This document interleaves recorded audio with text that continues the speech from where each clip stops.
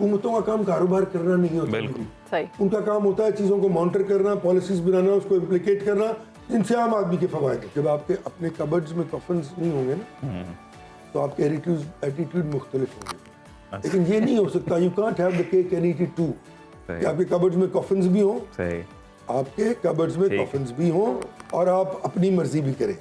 फिर आपको वही करना पड़ेगा कि जिसको पता है कि आपकी कबर्ड में कॉफिन्स है, तो फिर आपको उसके मुताबिक चलना पड़ेगा। वो जो 1973 का आइन था, वो सिर्फ उनकी अकेले की काविश नहीं थी, उसमें 60% काविश जो थी वो उस वक्त के सियासी जोमा की थी, जिसमें मौलाना मुफ्ती महमूद के वालिद मौदूदी साहब, वली खान साहब, सरदार शौकत हयात साहब मुस्लिम लीग से, अपना अचकजई साहब के वालिद, ये तमाम लोग थे जिन्होंने मिलकर वो आइन बनाया था बड़ी क्रेजी के साथ। और देखें, हो ही नहीं सकता कि कोई कानून बने और वक्त के साथ उसमें बेहतरी की कोशिश ना की जाए और गुंजाइश ना हो। हमारे मौजूद है सीनियर सियासतदान हैं ज़ईम कादरी साहब, वेलकम करते हैं।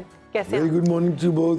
क्या हाल है आपके? कैसे हैं आप ज़ईम साहब? अल्हम्दुलिल्लाह। अच्छा ज़ईम साहब, वैसे ओवरऑल जितनी भी पॉलिटिकल डेवलपमेंट्स हैं इनके ऊपर तो आपका तज्जिया लेंगे, उससे पहले एक और आम खबर प्रॉपर्टी लीक्स का जो मामला सामने आया, तो सर सवाल मैं ये करना चाह रहा था, इससे पहले पैनामा लीक्स थी, पेंडोरा बॉक्स लीक्स, और अभी ये प्रॉपर्टी लीक्स का ये आम सियासी और गैर सियासी शख्सियात के नाम सामने आए, और उनमें से ज़्यादातर के ये बयानात भी सामने आ चुके हैं कि उनकी ये प्रॉपर्टीज़ डिक्लेयर्ड हैं, इलेक्शन कमीशन में डिक्लेयर्ड हैं, FBR में टैक्स शैक्स सब पे, तो ये क्यों एक ब्रेकिंग न्यूज़ की तरह सामने आता है? देखिए, ये एक रजीम है, क्योंकि ऑब्वियसली फाइनेंशियल स्ट्रेंथ हंगरी है ना हमारी। हमें सबसे बड़ी रिक्वायरमेंट तो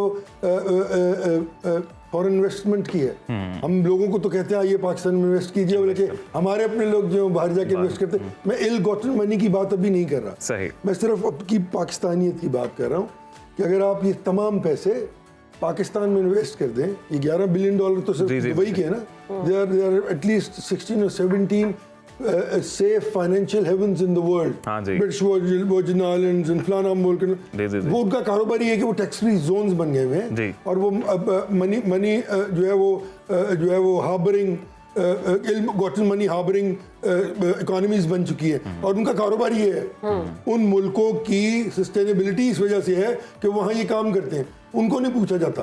पाकिस्तान को हर बार IMF आके कहता है कि ये आप टेररिस्ट फाइनेंसिंग होती है यहाँ से, या इल गॉटन मनी है, या फलाना है, या ये है, और लोगों का कॉन्फिडेंस शटर होता है। वो सिर्फ इसलिए कि पाकिस्तान वाहिद इस्लामी एटॉमिक पावर है जिसकी उनको तकलीफ है, और हम बेचारे क्या करें कि हमारे फाइनेंसेस जो है वो इतने वीक हैं। तो मेरी रिक्वेस्ट है पूरे पाकिस्तान के उन लोगों से कि यार ये पाकिस्तान आपका है, लेकिन वो भी क्या करें ना, उनको कॉन्फिडेंस नहीं है कि उनके पैसे ज़ाया हो जाएंगे। जो गवर्नमेंट से अवेलेबल हैं उनमें ये कैपेसिटी नहीं है कि वो उनको कारोबार दे सके या उनको अच्छा काम दे सके। यहाँ पे या फिर ज़ईम साहब, यहाँ उतना प्रॉमिसिंग फ्यूचर नहीं है इन्वेस्टमेंट के एतबार से, दे ही नहीं सके। आप तो कारोबार करने के लिए कोई इन्वेस्टर, फॉरेन इन्वेस्टर आ जाए, आप उसको उसकी नाक से लकीरें निकलवा देते हैं, तो व्हाई वुड समबडी कम है? तो लोगों के लिए एक सेफ इन्वेस्टमेंट नहीं है पाकिस्तान। अगर आप इसको सेफ इन्वेस्टमेंट बना दें तो, और ये 11 बिलियन नहीं है, मेरे ख्याल में पाकिस्तानियों का कम से कम $300 बिलियन जो है वो पाकिस्तान से बाहर पड़ा हो। अगर वो सारा पाकिस्तान में आ जाए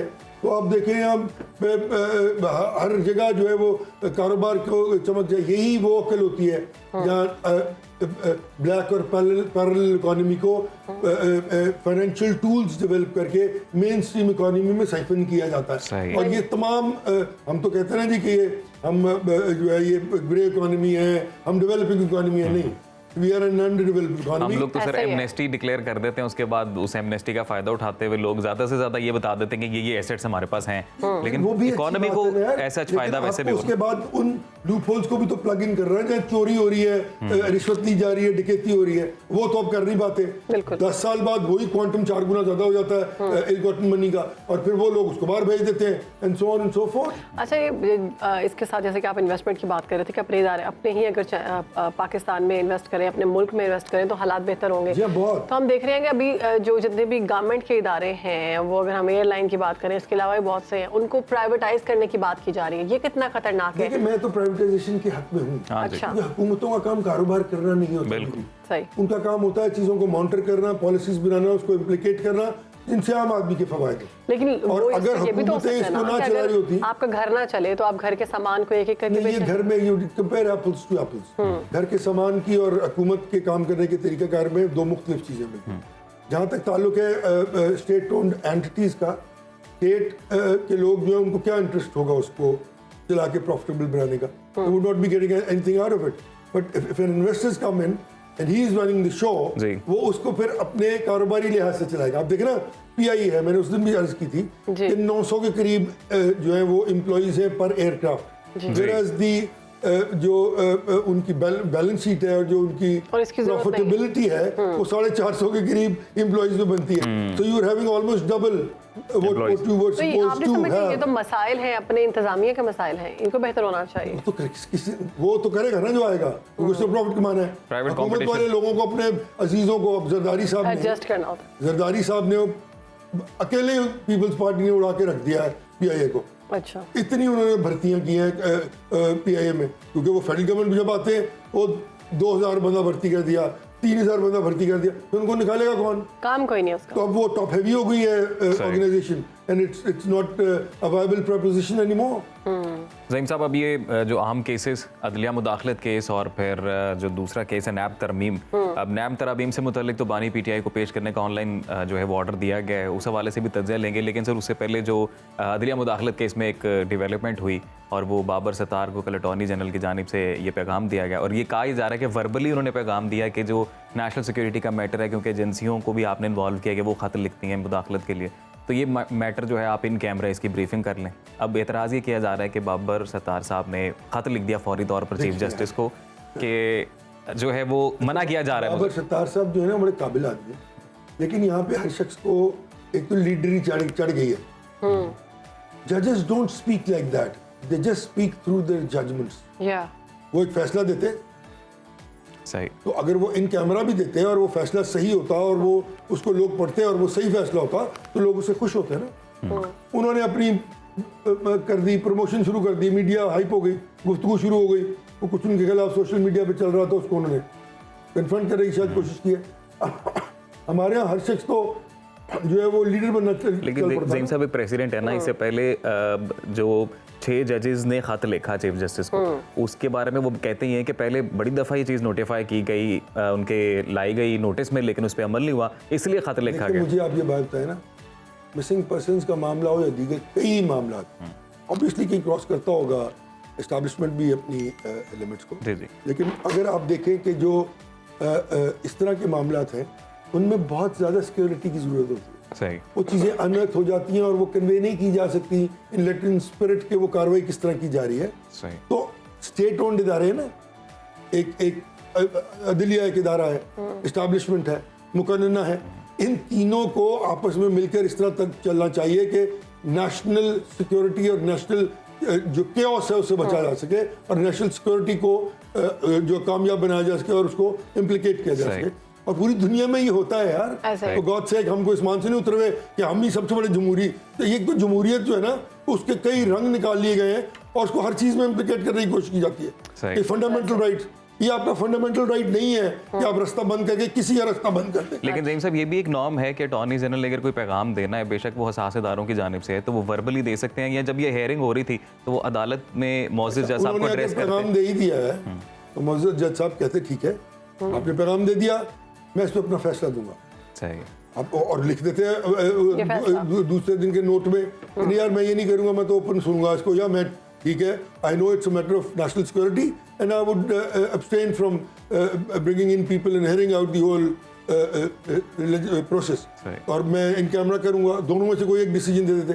पर इसको खत लिख के उजागर करके आप क्या प्रूव करना चाह रहे हैं यार? आप इलेक्शन लड़ना है आपने कल को, आप किसको, आप why are you playing with the gallery? अभी ज़हीम साहब जुडिशरी में आपको लग रही है कोई डिवीजन है इस टाइप के? देखिए कुछ जजेस ऑफेंड नजर आ रहे हैं। नहीं, जजेस ऑफेंड देखिए मैं कुछ फिर भी बात कर दूं तो वो फिर नुकसानदेह होगी मेरे लिए भी और आपके लिए भी। हर चीज़ है कि देखिए मीठी बात कर दें। आपको अब जब आपके अपने कबर्ड्स में कफन्स नहीं होंगे ना तो आपके एटीट्यूड मुख्तलिफ होंगे, लेकिन ये नहीं हो सकता, you can't have the cake and eat it too, कि आपके कबर्ड्स में कफन्स भी हों, आपके कबर्ड्स में कफन्स भी हों और आप अपनी मर्जी भी करें। फिर आपको वही करना पड़ेगा कि जिसको पता है कि आपकी कबर्ड्स में कफन्स है तो फिर आपको उसके मुताबिक चलना पड़ेगा। ज़हीम साहब, अगर ये लोग सुन रहे ये हैं, तो बहुत समझ बड़ी बात जाएंगे। है। नैब तरामीम केस अगर कलअदम हो जाता है तो इसके कोई मुल्की सियासत पर कोई असरात पड़ेंगे? देखिए बीबी, नैब की जो कवानीन है मैं तो उससे बिल्कुल एग्री नहीं करता, और उस नैब के उन कवानीन की वजह से जिस तरह उनको बनाया गया है वो मेरे ख्याल में फंडामेंटल राइट्स के साथ, कॉन्स्टिट्यूशन पाकिस्तान के साथ कन्फ्रंट करते हैं उसको, और उसके साथ सही नहीं चलते। अब देखिए ना, 90 दिन बगैर किसी बेल के, बगैर किसी गुफ्तगू के आप किसी को अंदर कर दें। भैया आप पहले सबूत लाएं, इन्वेस्टिगेट करें, बगैर इन्वेस्टिगेट किए पकड़ के आप किसी को 90 दिन के लिए अंदर कर देते हैं।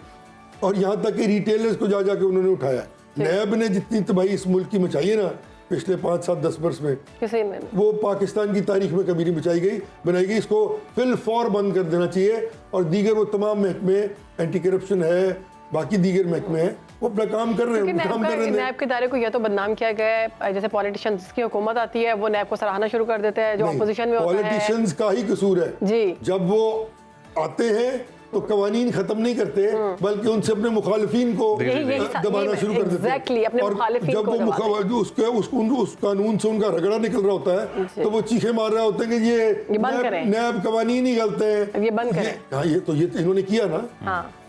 ये क्यों नहीं पीपल्स पार्टी और नून लीग की हुकूमत ने खत्म किया? और लोग इमरान खान साहब को भी कह रहे थे कि मत करें, अब वो भुगत रहे हैं। हाँ। इमरान खान साहब की हुकूमत थी, ये मेरे ख्याल में आम ट्विस्टिंग टूल है, नथिंग बट ये एक हुकूमत खाने के सिवा कुछ नहीं है पाकिस्तान में। ज़हीम साहब, नैब को इस्तेमाल करने की बातें होती हैं जब भी कोई हुकूमत में आता है, अपोजिशन की जानिब से कहा जाता है, जैसे आपने कहा कि रगड़ा दिया जाता है, तो वो कहते हैं जी ये जो है ना ये अपने मफादात के लिए नैब को इस्तेमाल कर रहे हैं। तो क्या वो गैर जानिबदार इदारा नहीं है? किस तरह हो सकता है? किस तरह हो सकता है? कैबिन आपने लगाना है, पैसे आपने देने हैं, निजाम आपने चलाना है, फिर वो इंसाफ तो नहीं है ना? बिल्कुल नहीं हो सकता, इंसाफ है ही नहीं, ये तरीकाकार ही नहीं है। तो अदलिया के बारे में भी यही बातें होती हैं। फिर भी वो तो इसलिए करते हैं ना कि हमारे मुल्क में फ्रस्ट्रेशन हो गई ना बहुत ज्यादा, जिसके खिलाफ फैसला आएगा वो बाहर निकल के कहेगा कि जी ये फैसला गलत है। तो कॉन्फिडेंस लेवल क्यों शटर हुआ? कहीं कुछ गलत हुआ ना इस मुल्क में, कहीं पे गलतियां हुई ना, तो वो फिर जब गलतियां हुई और प्रूव हो गया कि जुल्फ़िकार अली भुट्टो को फांसी दी गई जी, वो तहसीब इंशाह साहब कह रहे हैं मैंने गलत दी। जुल्फ़िकार अली भुट्टो से मुझे याद आया कि तो फिर क्या होगा, लोग जिसको भी फांसी होगी वो कहेगा जी गलती थी। पीपल्स पार्टी ने मुतालबा किया है कि जुल्फ़िकार अली भुट्टो को कौमी हीरो करार दिया जाए, उनकी तस्वीर वाले करेंसी नोट जारी किए जाएं। ये भी पीपल्स पार्टी का ये मुतालबा ये भी अब टू मच है। वहाँ इधर हम उधर तुम के नारे लगाने वाले, और मैं तो वाज़ेह तौर पे कहता हूँ ठीक है, उनका जाना गलत था, तरीकाकार गलत था, जो कुछ हुआ वो जुल्म था, और ऑब्वियसली बड़ा कुछ गलत हुआ उस केस में, सारी दुनिया को पता है कोई तरीकाकार नहीं है। लेकिन जो सानिया मशरिकी पाकिस्तान था और उसके बाद जो एटीट्यूड था, आप याद करें ना, यही गाली गलोच पकड़ के किलों में बंद कर दिया कौमी इत्तेहाद की क़यादत को, उसके बाद जो कुछ जितना जुल्म और बर्बरियत की गई वो तारीख में नहीं मिलती। वो अपने आप को पॉलिटिकल लीडर तो नहीं कह सकते ना। जिस तरह कत्लो गारत हुई लाहौर की सड़कों पे, उस तहरीक में, कौमी इत्तेहाद की मूवमेंट में हजारों लोग मरे, जिनका आज क्योंकि इलेक्ट्रॉनिक मीडिया नहीं था, प्रिंट मीडिया था, दूसरे दिन खबर आती थी नहीं आती थी, अगर किसी ने 2 जुमले नहीं लिखे तो वो डाइल्यूट हो जाती थी। तो 3 अखबार थे पाकिस्तान में, तो मतलब फिर एक मुतफ़िका आइन तो देगा ना वो मुल्क और कौम को, जिसके तहत जैसी भी है जमहूरियत चल तो रही है। नहीं, मुतफ़िका आइन सिर्फ उन्होंने नहीं दिया, उसमें कौमी इत्तेहाद के सर उससे पहले वाले वो एब्रोगेट भी तो हो जाते रहे ना। नहीं, वो जो 1973 का आइन था वो सिर्फ उनकी अकेले की काविश नहीं थी, उसमें 60% काविश जो थी वो उस वक्त के सियासी ज़ोमा की थी, जिसमें मौलाना मुफ्ती महमूद के वालिद मौदूदी साहब, वली खान साहब, सरदार शौकत हयात साहब मुस्लिम लीग से, अपना अचकज़ई साहब के वालिद, ये तमाम लोग थे जिन्होंने मिलकर वो आइन बनाया था बड़ी क्रेजी के साथ। और देखें, हो ही नहीं सकता कि कोई कानून बने और वक्त के साथ उसमें बेहतरी की कोशिश ना की जाए और गुंजाइश ना हो। जी जी जी, इट्स नॉट पॉसिबल। तो अगर आपने उसको करने के लिए अभी तक 22-23 अमेंडमेंट्स किए, जी जी जी, मेरे ख्याल में इससे ज्यादा की जरूरत है, क्यों ना की जाए। अब देखे ना, उस वक्त तो किसी को पता ही नहीं था कि इस मुल्क में सोलर सिस्टम आएगा, इधर बिजली की गाड़ियां चलेंगी, बिजली की मोटरसाइकिलें चलेंगी, इधर इलेक्ट्रॉनिक मीडिया होगा, लाइव कवरेज होगी, हर चीज 1 सेकंड में लोगों के सामने। सर मेरे ख्याल से अमेंडमेंट्स होनी चाहिए, और अमेंडमेंट जरूरत है वक्त की। ये सभी को पता होता है, 2/3 मेजोरिटी के साथ कोई एक सियासी जमात नहीं आ पाती, जिसकी वजह से वो कानून साजी नहीं कर पाते। देखिए, बिल्कुल 2/3 मेजोरिटी से आती, क्योंकि आपने पोलराइजेशन बहुत कर दी ना। सियासत हो रही है इस मुल्क में? सियासत सिर्फ हो रही है कि वो आपको गाली दे रहे हैं एक दूसरे को, एक दूसरे के कपड़े फाड़ रहे हैं, इल्जामात लग रहे उनके बच्चों बीवियों पर इल्जामात लग रहे हैं, गंदी गुफ्तगू उनके बारे में उनके बेडरूम्स की हो रही तो है। ये सियासत तो नहीं है ना? ये सियासत है। वो एक सिंपल फिनोमेना होना चाहिए कि आपने सिर्फ और सिर्फ तनकीद नहीं, तजवीज़। बिल्कुल ऐसे ही है, तनकीद जिस नहीं दिन तजवीज़। इस बहुत मुल्क की खूबसूरत पॉलिटिकल बात की पार्टीज इस आपने। बात पे कन्विंस हो जाएंगी, ये मुल्क 10 दिन में पॉलिटिकली बेसिक पॉलिटिकल इंफ्रास्ट्रक्चर की रेस्टोरेशन के साथ पटरी पे चलता है। इंशाल्लाह। बहुत शुक्रिया आपका ज़हीम कादिर साहब। वक्त जो है वो ख़त्म हो गया है।